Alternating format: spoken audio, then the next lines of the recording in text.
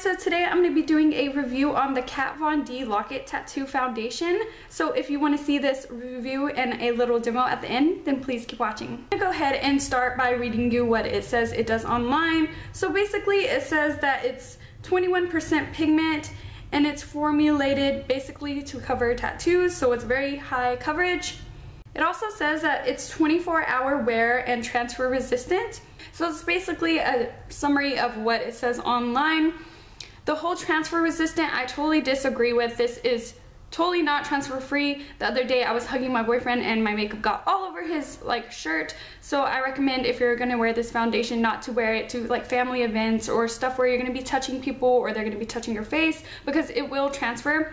For the oil-free part, it is oil-free. Of course it's oil-free, but it's really good for oily skin. I found I have oily combination skin and I tend to get oily mainly on my nose and forehead area, and I find that I don't have to touch up throughout the day with the foundation. I have wore it for about 8 hours without noticing any shine, and if I do notice any shine, it's kind of like that glow from within look. It doesn't look shiny or oily at all. It just looks kind of like you're glowing, so that's a really good factor of the foundation. As the full coverageness, it is pretty full coverage. What I like to do is use my beauty blender, as you'll see in the demo. I like to use it really pretty damp just to thin out the foundation and also grab it on the palm of my hand, and then I just spread it around like usual. And what I really like is that you can get the beauty blender and just keep dampening it as much as you need it and keep blending away until the foundation is as thin as you want, so it's not that high coverage and cakey. So this is what the packaging looks like of the foundation. It's really sleek and nice. It has a plastic overlay and it says Kat Von D at the top, and then it just says the name of the foundation and everything. As you can see, this is an aerosol can, so there is no actual tube that goes into the foundation. It's all from the air, so as you go through the foundation you'll see this rise and see basically when you're going to run out of the foundation. So I think the packaging is a really hit in my book. And the one complaint I have about it is that when I first used it, it comes with a little plastic thing. If I could find it, where did I put it?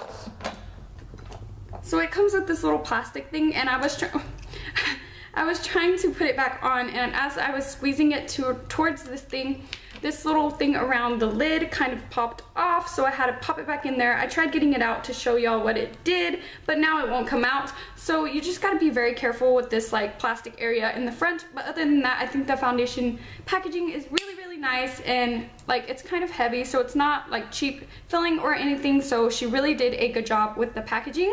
So like I said, the foundation, I do like it. It's really good for oily skin, and I'm in the color medium 52, so it matches me pretty perfect. It says online that my color is, what does it say? Let me go ahead and look it up. So I'm in the color medium 52, and they say online that it's medium light complexion with warm beige undertones. Usually in foundation I'm a yellow undertone, so I was swatching them at the store and I either saw them really yellow or really pink. There's really nothing in the middle, even though they say they're kind of in the middle.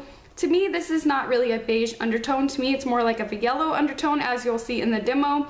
So I ended up going with this because I do like a yellow foundation, just to cancel out any pink that I do have in my skin, because my arms and stuff like that are pretty yellow. So other than that, I say if you're really yellow toned but really fair skin, this foundation you're probably not going to find a good match for you, because the more yellow sides are on the dark sides and the more pink sides are on the light sides. So if you're a light complexion with a yellow undertone, you're probably not going to find one that suits your undertone, so you'll probably have to go with the pink.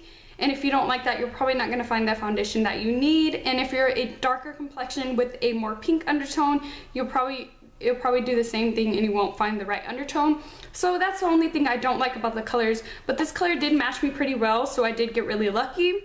So I'm gonna go ahead and get into the demo, and I'll be right back to show you or to tell you about more of the foundation. Okay guys, so I already primed my face using my Professional and my Tarte Clean Slate Poreless. I think it's better to prime your face with this foundation so you won't exaggerate any texture of your skin that you don't want to be shown.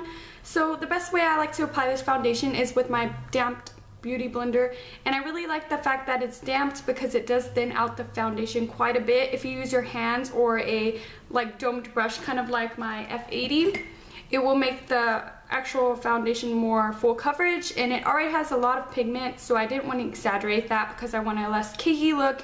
As you can see, today is a really good day to try out the foundation, considering my skin is doing really bad lately. I have lots of like little bumps everywhere, like on my forehead, and lots of scarring. So we're really gonna see the full coverageness of this foundation. So I'm gonna go ahead and just take the foundation, and it comes with that little cap on the end, and I'm just going to pump one pump into my hand. And as you can see, when it comes out, it's like this whipped formula. It kind of reminds me of the Color Stay whipped formula, and so it's really thick. I only take about a pump, and if I need more, I'll go in with that later.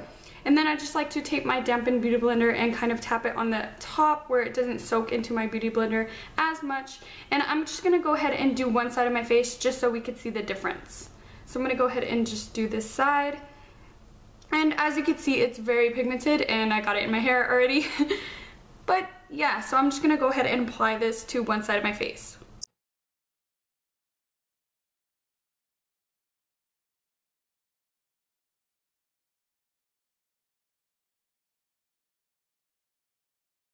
So as you can see, it's really full coverage, and I don't think that my beauty blender is blending it that well, so I'm going to go ahead and dampen it again because it did get a little dry. You want it to be still kind of damp and feel that wetness on your skin, and mine's kind of dry, so I'm going to go ahead and re-dampen my beauty blender really quick. Okay, so I just went ahead and re-dampened my beauty blender because it wasn't blending as well as it usually does. So I'm just taking that on this side of my face again, just to blend it a little bit more, because you want it to be really thinned out. You don't want to look like a cake face and have it really packed on. And I also like to put it under my eyes because it does kind of conceal the darkness that I have going on there, so I don't have to use that much concealer. So that is one side of my face done, and as you can see the difference, it makes a big difference, and my skin actually matches my neck now. But yeah, so I'm going to go ahead and zoom y'all in so y'all see the difference. So right here, my skin looks more flawless. I mean, you could still see the blemishes poking through, but I did thin out the foundation quite a bit. So overall, it still covered all the discoloration that I had on my cheeks and on my forehead. Just little scabs are peeking through, but it covered it really well compared to this side where I have all this discoloration and a little bit of acne scars, and you can see my under eye veins, and this side is more flawless. So I'm gonna go ahead and do the other side.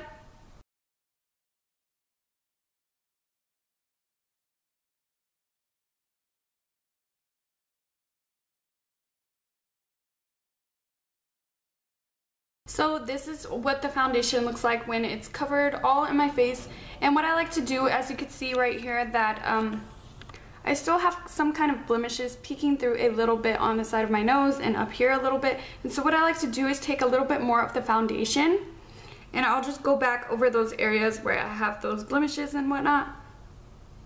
But you don't want to do it too much to where you start to look cakey, because later on throughout the day it will kind of build up right there, and you totally don't want that. So I just go over those areas. And I like to really blend right here where the mouth is, because I found throughout the day that it does kind of like all move to this area and kind of kick up a little bit right here. So I really like to blend that out with the beauty blender just to make it really thin so that doesn't happen throughout the day. So this is pretty much the foundation done. As you can see, it's a matte finish, and it matches my skin pretty well. It does look a little washed out right now because all I do have on is foundation, but this is the finish, and it's really like, it dries really quick. When I was doing this side of my face, the makeup that I had already applied to my hand was already dry, so I had to make another pump. You do want to remember that for when you're applying your foundation. Maybe just pump up a little bit until you're ready to do the other side, or you could place it all over your face and then blend it out, but you just have to be really quick because it does dry quickly. And it doesn't feel tacky or anything. It feels quite nice. It feels really thin on the skin. You can't feel any heaviness or anything on the skin. So now I'm going to go ahead and do the rest of my makeup, and I'll be right back. Hey guys, so I went ahead and finished my makeup, did my contour and everything. I also highlighted under my eyes with my MAC Pro Longwear Concealer and in the center of my face, just to cover up any darkness that I have going on in my face, and also to highlight. I didn't really spot conceal because the foundation is really full coverage, and I didn't want it to look like I was wearing a mask basically. So this is finished look. I'm going to go ahead and zoom y'all in so y'all can see. So this is the overall finish of the foundation. It's just really matte, and I also did add a little highlight, so that's not the foundation.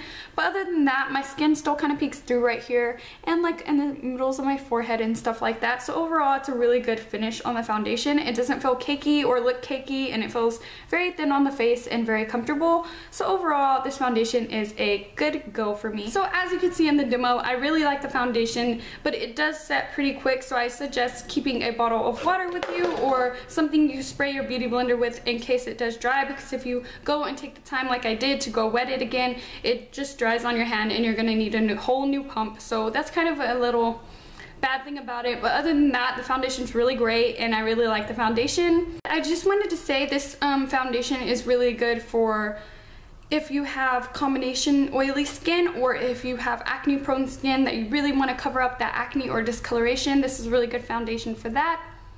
And also, if you have dry skin, I really don't suggest this foundation because it can tend to patch up on dry flakiness of your skin or dry patches that you may have on your skin. I have some scabs up here and it does cling to that, but to me it covers it better in my opinion because my skin's kind of oily, so it kind of masks that and mats it out. But other than that, the foundation's really good for oily or combination skin.